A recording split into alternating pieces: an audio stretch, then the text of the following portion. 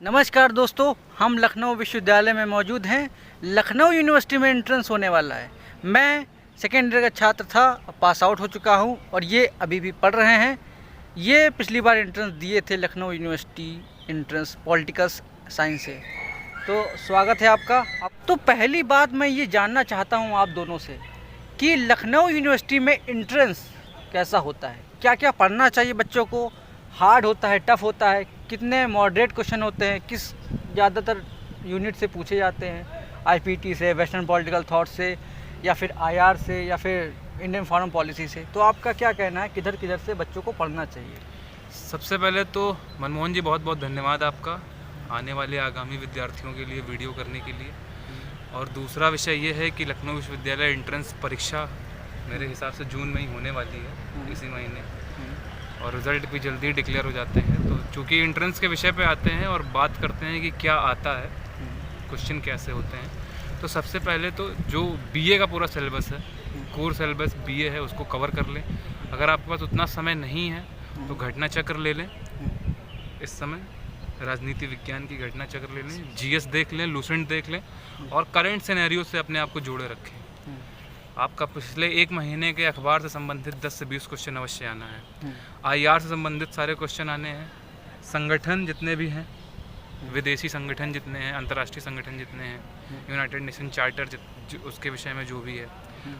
और जहाँ तक बात करते हैं डब्ल्यूपीटी की, तो आईपीटी और डब्ल्यूपीटी से बहुत ही सीमित प्रश्न मिलेंगे, लेकिन मिलते हैं। इसके साथ साथ आपको दूसरे देशों के संविधान, जैसे कि ब्रिटेन और अमेरिका का संविधान और भारतीय संविधान, कंपैरेटिवली भी पूछ सकता है, और पूछ सकता है कि प्रेसिडेंशियल कहाँ है, पार्लियामेंट्री कहाँ है। इस प्रकार की चीज़ें आप थोड़ा कॉन्स्टिट्यूशन भी उठा के देख लें, खासकर 3 देशों का, भारत का, ब्रिटेन का और अमेरिका का। इसके साथ बस यही कहूँगा कि आप करंट के साथ अपने आप को जोड़े रखें, अभी थोड़ा नज़र बनाए रखें आईआर इस समय क्या है, क्या विषय चल रहे हैं मौजूदा। बस इतने से ही आपका कवर हो जाएगा एंट्रेंस। और मैंने इनसे पिछले साल पहले जो एंट्रेंस दिया था उसमें भी आईआर के ब्रेग्जिट पूछ लिया था, बहुत सारे टॉपिक। करंट से तो बहुत ज़्यादा पूछता ही है, और आईपीटी और डब्ल्यूपीटी से पूछते तो हैं ही, लेकिन वही है कि 4-5 क्वेश्चन सबसे पूछ लेता है। लेकिन आईआर पे ज़्यादा फोकस रहता है, आईआर पे और ये करंट अफेयर पे। क्योंकि पिछली बार हम लोग में जो एक्स्ट्रा पूछा था बजट से पूछा था। क्या बजट और कॉन्स्टिट्यूशन से तो क्वेश्चन आते ही होंगे? जी, जैसा कि अभी मैंने पहले भी कहा कि संविधान से क्वेश्चन आएगा, तो बजट और ये सारी चीज़ें भी संविधान का हिस्सा हैं। आर्टिकल 110 से 112 जो बजट की आप बात कर रहे हैं, इसी प्रकार से आपको संविधान की थोड़ी सी बाहरी समझ रखनी पड़ेगी। खासकर भारतीय संविधान में मौलिक अधिकार एवं मुख्य धाराएं देखना रहेगा, अंतर्राष्ट्रीय धाराएं कौन सी लगती हैं, राष्ट्रपति के अधिकार और प्रधानमंत्री, ये सारी चीज़ें जितनी भी हैं आर्टिकल, इसको थोड़ा देखना पड़ेगा भारतीय संविधान में। और इसके साथ ही आप अमेरिका और ब्रिटेन का संविधान भी थोड़ा सा देख सकते हैं, कंपैरेटिवली पढ़ सकते हैं। इसी से ही आपको सारे क्वेश्चन मिल जाएंगे, बहुत ज़्यादा पढ़ने की आवश्यकता नहीं है। पिछली कुछ वीडियोज़ उठा लीजिए और यूट्यूब वगैरह पे स्क्रॉल कर लीजिए। बाकी लखनऊ विश्वविद्यालय का एक आता है कि क्या कहते हैं उसे, एक गाइड आती है, अमीनाबाद में आपको मिल जाएगी प्रतियोगी परीक्षा तैयारी के लिए।